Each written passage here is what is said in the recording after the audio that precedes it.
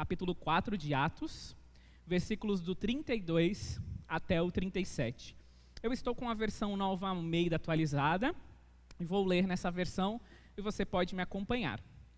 Da multidão dos que creram era um coração e alma. Ninguém considerava exclusivamente sua nenhuma das coisas que possuía. Tudo, porém, lhe era em comum. Com grande poder, os apóstolos davam testemunho da ressurreição do Senhor Jesus, e em todos eles havia abundante graça.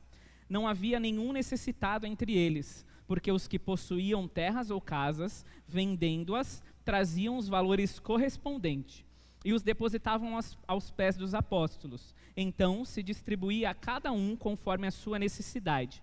Então José, a quem os apóstolos chamavam de Barnabé, que quer dizer filho da consolação, um levita natural de Chipre, vendeu um campo que possuía, trouxe o dinheiro e depositou aos pés dos apóstolos. Vamos orar?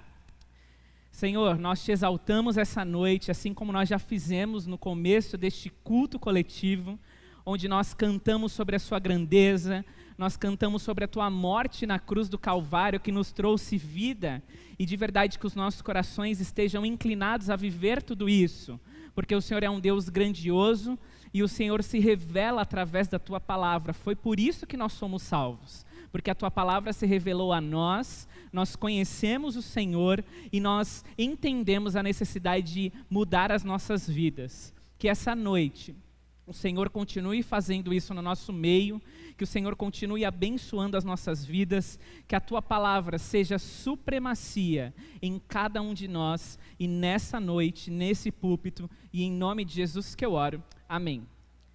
Queridos, eu quero fazer você pensar em algo que acontece em todas as casas, eu acredito, né? Se não acontece na sua, depois você me dá um toque e fala, olha, lá em casa não acontece.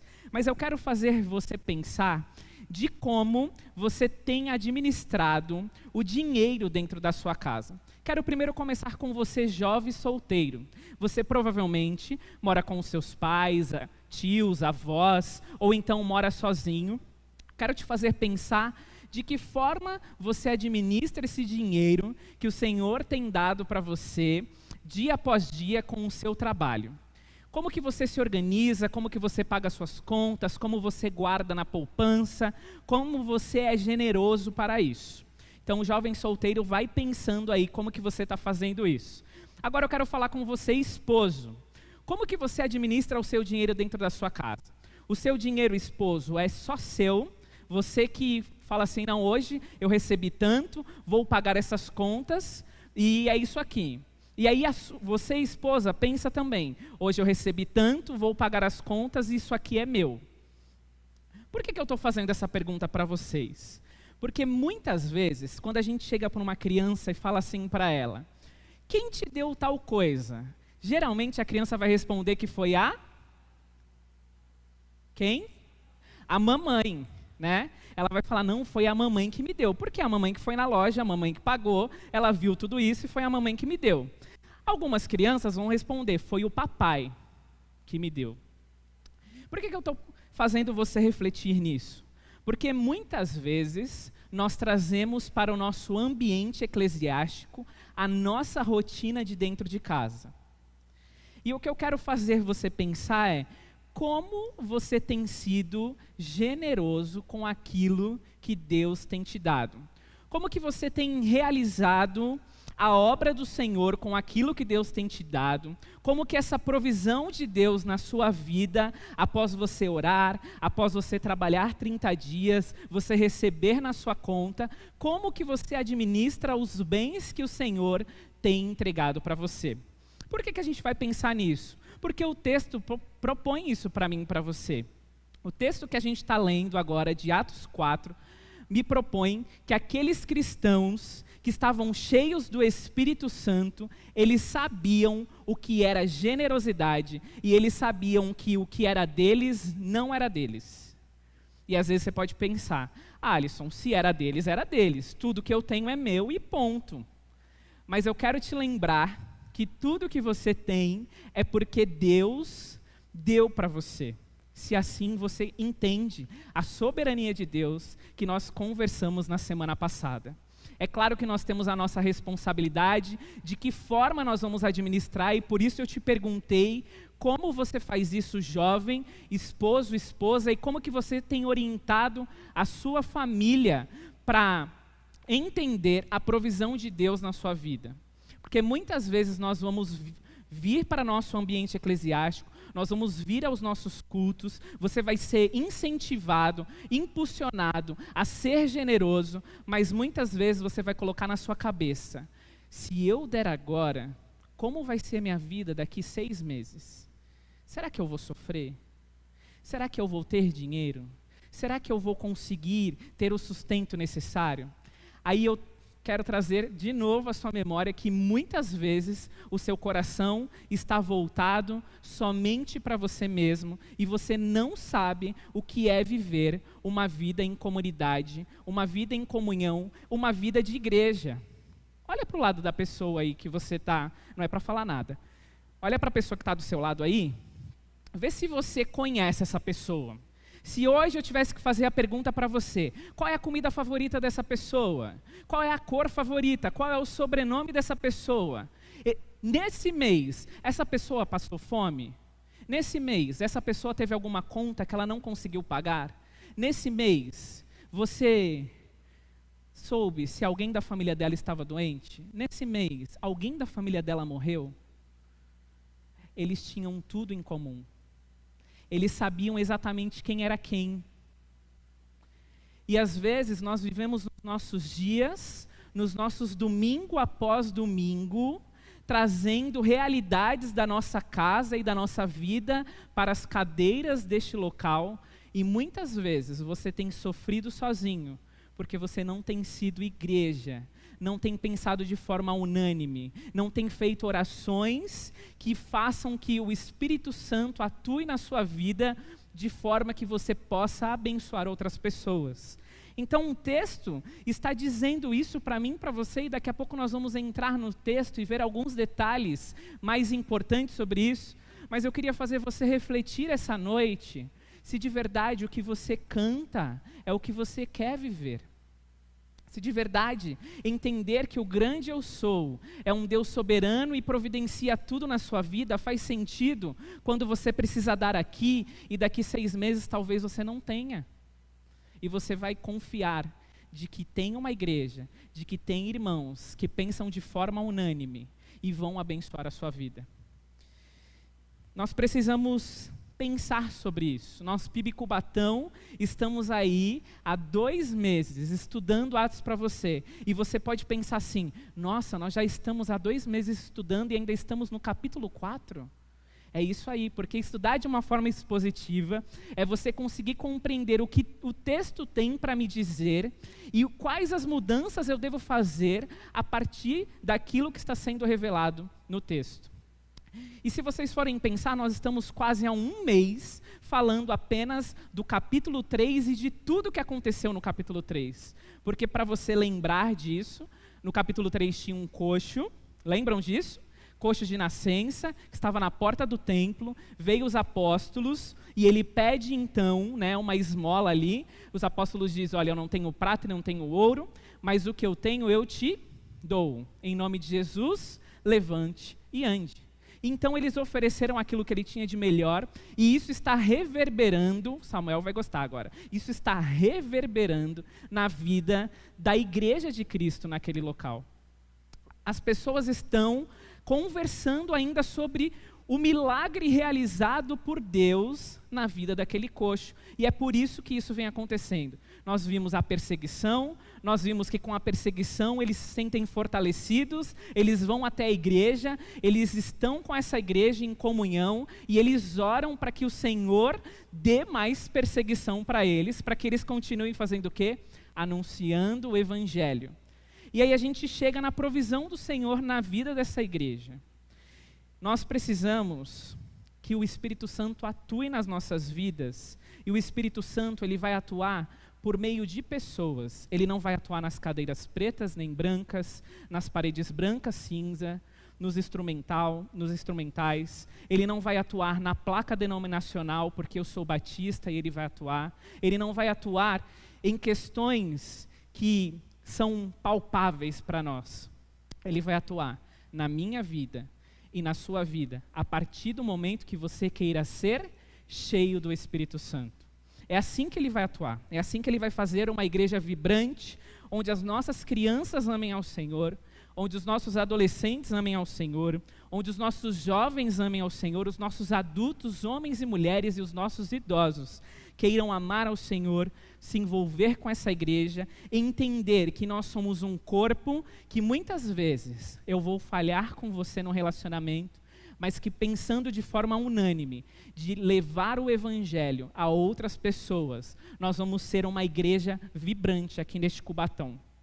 E eu quero te lembrar o verso 31 que diz assim: tendo eles orado, tremeu o lugar onde estavam reunidos. Todos ficaram cheios do Espírito Santo e com ousadia anunciavam a palavra de Deus. Eles pediram isso em oração e de uma forma repentina a oração deles foi respondida. Eles pediram pelos apóstolos, eles falaram: olha, nós queremos pedir, Deus, que eles não sofram, mas que a gente continue falando do teu evangelho. E o Espírito Santo inunda a vida daquelas pessoas e eles continuam falando do evangelho de Deus.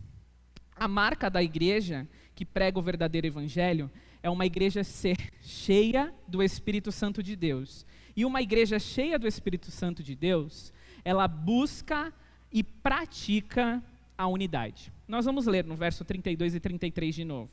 Da multidão dos que creram, era um coração e alma. Ninguém considerava exclusivamente sua nenhuma das coisas que possuía. Tudo, porém, lhes era comum. Com grande poder, os apóstolos davam testemunho da ressurreição do Senhor Jesus, e em todos eles havia abundante graça. Ter tudo em comum, talvez em algumas traduções comunhão, quer dizer, do grego, vindo a palavra koinonia, e essa essência da palavra quer dizer que eu participo nos sentimentos dos meus irmãos e eu participo nas experiências dos meus irmãos. Às vezes, quando nós vamos falar de comunhão, parece que fica mais fácil eu falar de comunhão no meio de uma festa, onde todo mundo está ali rindo, aglomerando, que a gente está com maior saudade de fazer isso. Mas eu quero te lembrar que muitas vezes você ter comunhão com o seu irmão é você olhar para o seu irmão aí do lado e você pensar: será que essa semana ele conseguiu ler a Bíblia todos os dias? Será que ele conseguiu orar? Será que essa semana... São as tecnologias. Será que essa semana ele conseguiu ter comida todos os dias na sua mesa? Isso faz mais sentido para mim e para você, como cristãos, entender a comunhão. E eu não estou dizendo que você não deve participar de festas, eu não estou dizendo que você não deve se alegrar, que você não deve ter essa comunhão na comilança, que é muito bom também. Tomem cuidado com o pecado. Mas eu quero dizer para você que muitas vezes nós nos alegramos com as pessoas, mas nós não sabemos os sofrimentos que elas estão passando. Este povo, eles sabiam disso, porque eles estavam crendo em um só coração e alma. Ninguém se considerava ser exclusivo, a minha propriedade é minha propriedade, você não toma conta disso, a minha vida é a minha vida e você não toma conta disso. Hoje em dia, nós temos passado muito por isso, onde às vezes nós vamos chamar a atenção de algumas pessoas que estão vivendo uma vida longe de Deus, e a pessoa vira para você e fala assim: olha, você não paga as minhas contas, então você não tem nada a ver com isso. Só que eu quero te dizer que se você tem esse pensamento e você faz parte do corpo de Cristo, você está totalmente errado, porque eu tenho tudo a ver com a sua vida. Você é o meu irmão. Apesar de muitas vezes nós usarmos esse termo, né, assim, só porque às vezes eu esqueço o nome de alguém, eu falo: irmão, né? Para crente isso às vezes é bom, mas eu quero te lembrar que eu ter parte com você no sofrimento de Cristo e entender o que Ele tem para a minha vida quanto igreja, eu posso sim chamar a sua atenção, eu posso sim abençoar a sua vida, eu posso sim fazer com que, se você está sofrendo, você fique alguns dias na minha casa. Só que muitas vezes a gente não expressa o que nós estamos sentindo verdadeiramente, porque a gente não tem confiança nos nossos queridos irmãos. E aí você fala assim: eu vou para o culto de oração, mas eu não vou pedir oração sobre esse caso, porque senão esse pedido de oração, ele vai parecer uma fofoca e ele vai crescendo, crescendo, crescendo. Não pense nisso, pense que você está em comunidade, você está tendo comunhão com os seus irmãos. Era isso que eles viviam. Eles não eram egoístas, eles não tratavam dos seus bens como sendo apenas os seus bens. Eles tinham só um coração e mente. Eles tinham a propriedade e eles viam a provisão de Deus em tudo isso. E às vezes a gente vai pensar numa vida cristã e a gente pensa numa vida cristã razoável. Eu não posso ter dinheiro, eu tenho que entregar tudo ao Senhor, eu tenho que ser isso ou aquilo. Querido, você pode ter dinheiro, desde que você seja generoso com aquilo que você tem. Desde que você não fique juntando riquezas aqui nessa terra e não colocando isso à disposição do reino de Deus. Muitas pessoas dos nossos lados têm sofrido dia após dia. E eu, muitas vezes, com a minha conta bancária em dia, com as minhas contas em dia, não sou generoso na vida das pessoas da nossa igreja. Eu não busco entender a prática dessa unidade do que o Espírito Santo gera em mim e na sua vida. Nós precisamos pensar muito nisso. Uma coisa que vai acontecer, e aí a gente como igreja vai ver, é que nos capítulos 6 e 7, nós vamos ver que os apóstolos eles já não estão mais conseguindo dar conta da ação social, dessa parte de ver quem está precisando, se é viúva, se é órfão. Então eles vão instituir, na verdade, o diaconato. Nós vamos ver isso, nós vamos chegar lá ainda.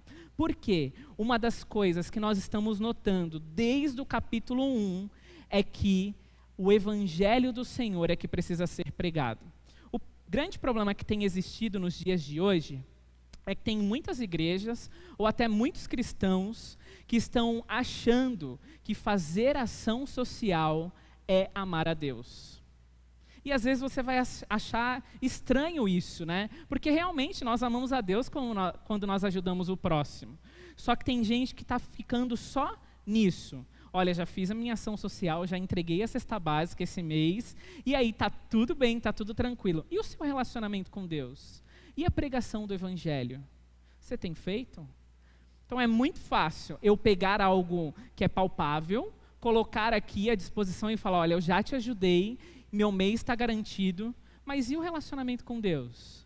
Ler a palavra, orar. Foi isso que aconteceu na vida dos apóstolos. Eles estavam tendo relacionamento com Deus, eles estavam falando do Evangelho e eles viviam também a ação social na igreja. Que nós possamos entender isso, que não é apenas ação social pela ação social, mas é o que eu farei com o Evangelho do Senhor e de que forma a ação social vai estar incluída no Evangelho. Nós precisamos pensar isso. Porque nós precisamos colocar em prática o que muitas vezes nós falamos sobre o amor. Como que uma pessoa, o seu irmão, está aí do seu lado agora, escutando isso, ele vira para você mesmo de máscara, sussurrando e fala assim, olha, a conta de dezembro está vencida, vão cortar amanhã. E aí você olha para a cara dele e você fala, tá bom. Ele está pedindo ajuda para você, sua conta está azul, você tem dinheiro para pagar a conta dele. Você vai falar, tá bom. Pratique o que você quer viver. Era isso que estava acontecendo na vida desses queridos e a igreja estava crescendo. Uma igreja cheia do Espírito Santo, ela também é generosa. Né? Eu já estava falando de generosidade e que você lembre o que é generosidade. É uma qualidade de quem ama dar. A pessoa generosa quer ajudar outras pessoas com seu dinheiro, seus recursos, seus tempos, seus talentos. Ser generoso é ajudar quem está necessitado, se preocupando com a pessoa. Você se sente uma pessoa generosa? Alisson, não tenho recursos. Mas e o seu tempo? O tempo que você tem para investir na vida dessa pessoa para que ela conheça o Evangelho do Senhor? E o seu talento? Você tem entregado isso ao Senhor? De que forma você tem entendido o ser igreja e ser generoso, porque o Espírito Santo está te capacitando para isso? O texto diz assim, não havia nenhum necessitado entre eles, porque os que possuíam terras ou casas, vendendo-as, Vendendo-as, traziam os valores correspondentes e os depositavam aos pés dos apóstolos. Então, se distribuía a cada um conforme a sua necessidade. O verso 34 vai trazer uma ideia do que vai acontecer um pouquinho mais para frente, quando Ananias e Safira, eles vendem a sua propriedade, mas eles se acham os espertões e eles entregam apenas uma parte do dinheiro da sua propriedade. E aí a gente conhece o texto dizendo que então, naquele momento, eles são fulminados e morrem. Nós não podemos ser espertões, achando que nós estamos fazendo a melhor coisa, entregando só aquilo que não vai me fazer falta. Pensa comigo. Eu e a Neila, a gente vai mudar dia 18, como vocês sabem, e a gente está fazendo a limpeza lá em casa para tentar levar menos coisa para a Volta Redonda. E aí a gente está vendo coisas para doar. E aí a gente estava separando e a Neila falou assim, ai, mas está rasgado, Alisson. Aí é verdade, não vamos dar o rasgado. Porque muitas vezes a gente pega do nosso guarda-roupa aquilo que eu não quero mais. Muitas vezes a gente pega dos nossos potes aquilo que eu não quero mais, das nossas panelas, dos nossos eletrodomésticos. E às vezes a gente dá algo sucateado, porque não faz mais sentido para mim ter isso. O que a gente precisa pensar deste texto é que o que eles possuíam de terras e casas, eles vendiam e eles entregavam para quem estava necessitado. De repente, para eles era pensar assim, caramba, eu tenho tantas casas e eu posso pôr em aluguel aí, e eu posso ir ganhando dinheiro e eu não trabalho mais, mas eles pegavam e vendiam e eles entregavam para quem estava necessitado. E eles colocavam isso à disposição dos apóstolos, porque os apóstolos sabiam exatamente quem precisava e o que eles iriam fazer com isso. Por isso que eu falei que mais para frente, no capítulo 6 e 7, eles tiram essa carga do peso deles, porque senão o evangelho do Senhor, que é o principal, que deveria ser anunciado e que deve ser anunciado, acaba sucumbindo e a gente faz apenas ação social. A gente faz apenas evento, a gente faz apenas programações, quando na verdade a gente precisa anunciar o evangelho do Senhor, que Jesus nasceu, morreu, ressuscitou e um dia vai voltar. Nós precisamos disso. Nós precisamos ser generosos com aquilo que a gente quer entregar. E a gente vê nessas pessoas que elas têm características de ser sinceras, elas têm características de não esconder a verdade, elas têm atitudes de ir sem falsidade, porque tudo o que tinham, aquilo que eles vendiam, eles entregavam aos pés dos apóstolos. Nós notamos também nessa galera e nos apóstolos, nessas pessoas que serviam, nós notamos que eles tinham um prazer em servir. Quem é generoso tem prazer em servir. E aqui eu quero fazer você pensar numa coisa. Tem pessoas, desde o começo da pandemia, na verdade, desde o começo que a igreja voltou, agosto, se eu não me engano, primeiro domingo, que estão servindo nessas laterais, e vocês podem olhar para elas agora, para você ver o rostinho delas, estão servindo na introdução. Tem pessoas que estão numa rotatividade de escala, que elas não têm oportunidade de estar sentadinho aí, que nem vocês, ouvindo essa palavra, com um ventilador ligado. Elas não têm oportunidade, porque muitas vezes nós ficamos sentados nas nossas cadeiras, querendo ser servido à maneira que eu quero. Tem pessoas ali naquela bancada do som e da transmissão, que eles estão, desde março, numa rotatividade de escala, porque não tem ninguém para servir. As pessoas eram generosas. Elas olhavam o sofrimento dos irmãos delas, e elas falavam assim, olha, eu vou te ajudar. Eu quero te ajudar. Nós, como igreja, PIB Cubatão, nós precisamos pensar nisso. Você tem disponibilidade para estar ali e ir lá com álcool e limpar? Você tem disponibilidade para isso? Se coloca à disposição para o serviço. Sabe por que muitas vezes a gente não se coloca à disposição do serviço? Porque a gente gosta de ser servido. E talvez quando você olha um irmão servindo, seja cantando, seja pregando, seja na introdução, seja no ministério infantil, você olha e fala assim, eu faria melhor. Ah, do jeito que ele está fazendo, essa nota, eu daria uma nota um pouco melhor. A esguichada do álcool, eu daria 2, economizaria 1 ml de álcool. E você sempre acha que você faz as coisas melhor que os outros. Por quê? Porque você gosta de ser servido. Você não é generoso. Você não gosta de dar aquilo que você tem de melhor. E nós precisamos pensar que Atos para você precisa nos tirar da mesmice do evangelho que a gente vive ano após ano, domingo após domingo. Precisa fazer sentido para mim e para você a disposição de eu abençoar a vida do meu irmão e servir o meu irmão da melhor forma e da melhor maneira que eu quero. Nós precisamos pensar nisso.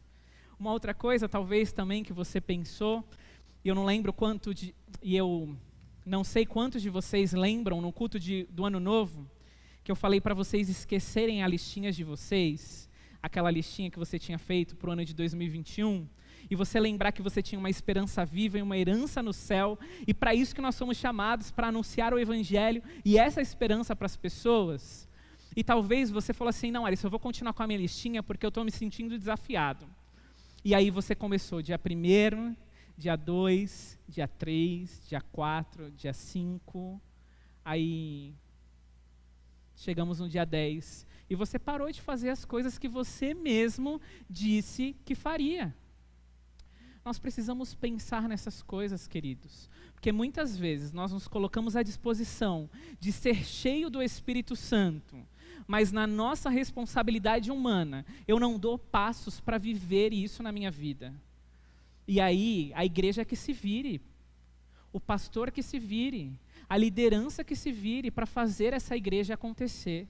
E eu quero te lembrar que essa igreja vai acontecer se você se colocar à disposição para ser bênção no reino de Deus, para abençoar a PIB Cubatão, para abençoar Cubatão, o Brasil e o mundo. É só se você se colocar à disposição.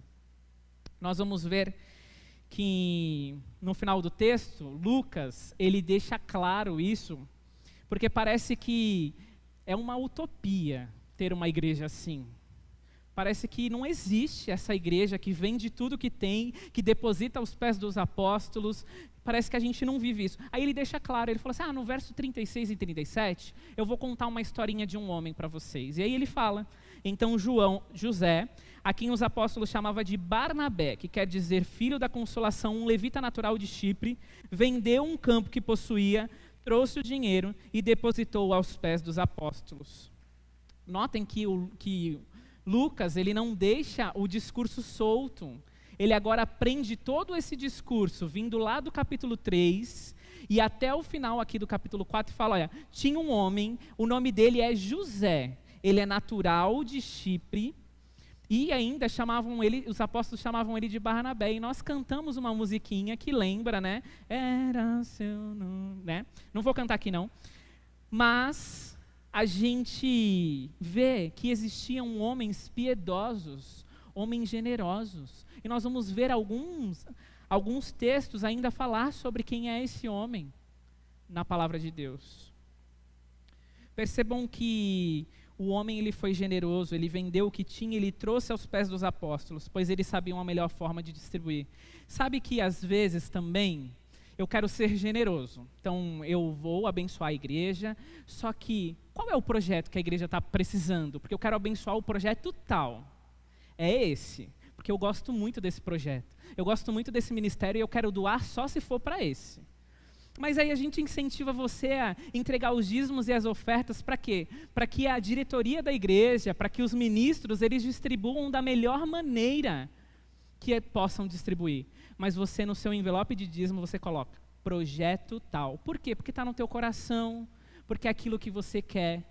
Aí mais uma vez, revela quem você é, o seu eu.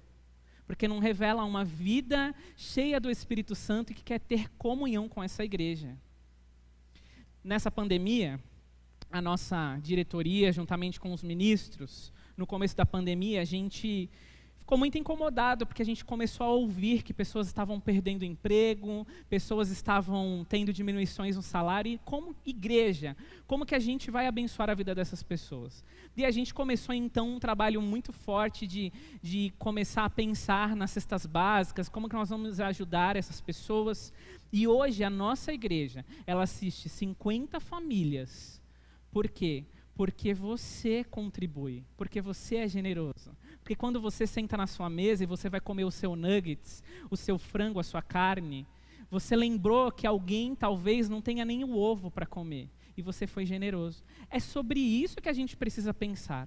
É sobre isso que ser uma igreja cheia do Espírito Santo.